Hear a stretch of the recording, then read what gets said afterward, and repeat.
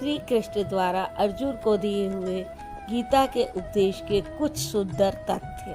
श्री कृष्ण जी 17वें अध्याय के श्लोक नंबर 23 में अर्जुन को ओम तत् और सत का स्वरूप बताते हुए कहते हैं, अर्जुन ओम तत् और सत ऐसे 3 प्रकार के नाम ब्राह्मणा निर्देशा स्मृतः, ब्रह्मा का निर्देश करता है, स्मृति दिलाता है, संकेत करता है और ब्रह्मा का परिचायक है। उसी से पूर्व में मतलब आरंभ में ब्राह्मण वेद और यज्ञादि रचे गए हैं, अर्थात ब्राह्मण यज्ञ वेद ओम से पैदा होते हैं।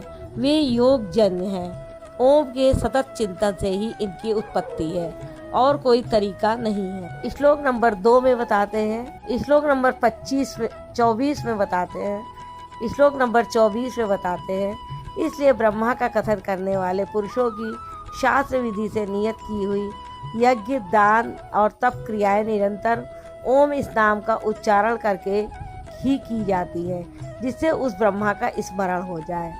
अब श्लोक नंबर 25 में तत् शब्द का प्रयोग बताते हैं। तत् अर्थात वह परमात्मा ही सर्वत्र है। इस भाव से फल को न चाहकर शास्त्र द्वारा निर्दिष्ट नाना प्रकार की यज्ञ तप और दान की क्रियाएं परम कल्याण की इच्छा करने वाले पुरुषों द्वारा की जाती है। तत् शब्द परमात्मा के प्रति समर्पण सूचक है, अर्थात जब से ओम का करें तथा यज्ञ दान और तप की क्रियाएं उस पर निर्भर होकर करें। अब श्लोक नंबर 26 में सत्य के प्रयोग का स्थल बताते। ये सत्य योगेश्वर ने बताया कि गीता के आरंभ से ही अर्जुन ने ये प्रश्न खड़ा किया था कि कुल धर्म ही शाश्वत है, सत्य है। तो श्री कृष्ण ने कहा, अर्जुन तुम्हें यह ज्ञान कहाँ से उत्पन्न हुआ? सत्य वस्तु का तीनों कालों में कभी अभाव नहीं होता, उसे मिटाया नहीं जा सकता, और असत वस्तु का तीनों कालों में अस्तित्व नहीं है, उसे रोका नहीं जा सकता। वो ऐसी वस्तु है जिसका तीनों कालों में अभाव नहीं है। वह असत वस्तु है क्या जिसका अस्तित्व नहीं है? तो बताया यह आत्मा ही सत्य है और भूतादिकों के समस्त शरीर नाशवान है। आत्मा सनातन है, अव्यक्त है, शाश्वत और अमृत स्वरूप है, यही परम सत्य है। यहाँ कहते हैं सत्य ऐसे परमात्मा का यह नाम सद्भावे सत्य के प्रति भाव में और साधु भाव में प्रयोग किया जाता है। और हे पार्थ, जब नियत कर्म सांगोपांग भली प्रकार होने लगे तब सत्य शब्द का प्रयोग किया जाता है। सत्य का अर्थ यह नहीं कि यह वस्तुएं हमारी हैं। जब शरीर ही हमारा नहीं है तो इसके उपभोग में आने वाली वस्तुएं हमारी कब है? यह सत्य नहीं है। सत्य का प्रयोग केवल एक दिशा में किया जाता है, सद्भाव में। आत्मा ही परम सत्य है। इस सत्य के प्रति भाव हो, उसे साधने के लिए साधुभाव हो और उसकी प्राप्ति कराने वाला कर्म प्रशस्त ढंग से होने लगे, वही सत्य शब्द का प्रयोग किया जाता है। इसी पर योगेश्वर श्री कृष्ण ने आगे श्लोक नंबर 27 में कहा है, यज्ञ तप और दान को करने में जो स्थिति मिलती है वह भी सत्य है, ऐसा कहा जाता है। तदर्थीयम, उस परमात्मा की प्राप्ति के लिए किया हुआ कर्म ही सत्य है, ऐसा कहा जाता है। अर्थात उस परमात्मा की प्राप्ति वाला कर्म ही सत्य है। यज्ञ दान तप तो इस कर्म के पूरक है। अंत में निर्णय देते हुए कहते हैं कि इन सब के लिए श्रद्धा आवश्यक है। श्लोक नंबर 28 में बताते हैं, हे पार्थ, बिना श्रद्धा के किया हुआ हवन, दिया हुआ दान, तपा हुआ तप और जो कुछ भी किया हुआ कर्म है वह सब असत्य है, ऐसा कहा जाता है। वह ना तो इस लोक में और ना परलोक में ही लाभदायक है। अतः समर्पण के साथ श्रद्धा नितांत आवश्यक है। अब 17वें अध्याय के निष्कर्ष में बताते हैं, अध्याय के आरंभ में ही अर्जुन ने प्रश्न किया था, भगवान, जो शास्त्र विधि को त्याग कर श्रद्धा से युक्त होकर यजन करते हैं तो उनकी श्रद्धा सात्विकी है, राजसी है अथवा तामसी? इस पर योगेश्वर श्री कृष्ण ने कहा, अर्जुन, यह पुरुष श्रद्धा का स्वरूप है, कहीं ना कहीं उसकी श्रद्धा होगी। जैसी श्रद्धा वैसा पुरुष, जैसी वृत्ति वैसा पुरुष। उनकी वह श्रद्धा सात्विकी, राजसी और तामसी 3 प्रकार की होती है। सात्विकी श्रद्धा वाले देवताओं को, राष्ट्रीय श्रद्धा वाले यक्ष और राक्षसों का पीछा करते हैं और तामसी श्रद्धा वाले भूत प्रेतों को पूजते हैं। शास्त्र विधि से रहित इन पूजाओं द्वारा ये तीनों प्रकार के श्रद्धालु शरीर में स्थित भूत समुदाय अर्थात अपने संकल्पों और हृदय देश में स्थित कुछ मुझ अंतर्यामी को भी क्रश करते हैं, ना कि पूजते हैं। उन सबको निश्चय ही तुम असुर जानो, अर्थात भूत प्रेत यक्ष राक्षस तथा देवताओं को पूजने वाले असुर हैं। यह अध्याय 17 में उन्हें आसुरी स्वभाव वाला कहकर संबोधित किया।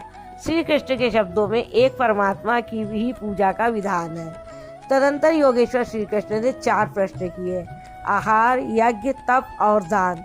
आहार 3 प्रकार के होते हैं। सात्विक पुरुष को तो आरोग्य प्रदान करने वाले, स्वाभाविक प्रिय लगने वाले स्निग्ध आहार प्रिय होते हैं। राजस पुरुष को कड़वे, तीक्ष्ण, उष्ण, चटपटे, मसालेदार, रोगवर्धक आहार प्रिय होते हैं। तामस पुरुष को जूठा, बासी और अपवित्र आहार प्रिय होता है। शास्त्र विधि से निर्दिष्ट यज्ञ जो मन का निरोध करता है, फलाकांक्षा से रहित, यह वह सात्विक है। दम प्रदर्शन तथा फल के लिए किया जाने वाला वही यज्ञ राजस है। और शास्त्र विधि से रहित, मंत्र, दान तथा बगैर श्रद्धा से किया हुआ तामस है। परम देव परमात्मा में प्रवेश दिलाने वाली सारी योग्यताएं जिनमें हैं, उन प्राज्ञ सद्गुरु की अर्चना, सेवा और अंतःकरण से अहिंसा, ब्रह्मचर्य और पवित्रता के अनुरूप शरीर को तपाना शरीर का तप है।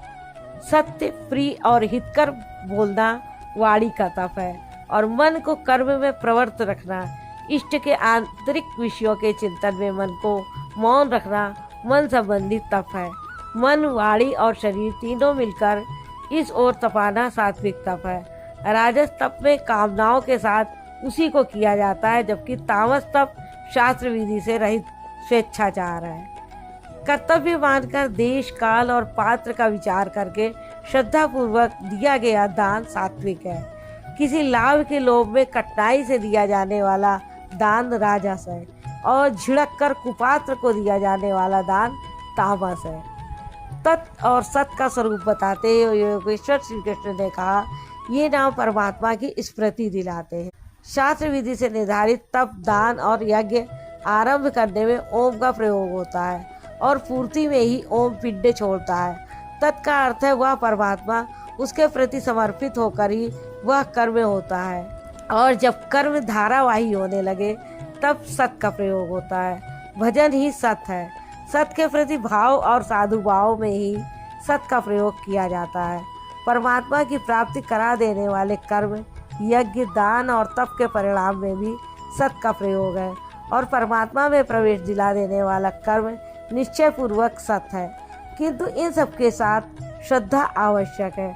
श्रद्धा से रहित होकर किया हुआ कर्म, दिया हुआ दान, तपा हुआ तप न इस जन्म में लाभकारी है न अगले जन्मों में। अतः श्रद्धा अपरिहार्य है। संपूर्ण अध्याय में श्रद्धा पर प्रकाश डाला गया और अंत में ओम, तत् और सत की विशद व्याख्या प्रस्तुत की गई, जो गीता के श्लोकों में पहली बार आया है। अतः इस प्रकार श्रीमद् भगवद गीता श्री कृष्ण और अर्जुन के संवाद में ओम तत्सत श्रद्धा त्रय विभाग योग नामक 17वां अध्याय पूर्ण होता है। राधे राधे।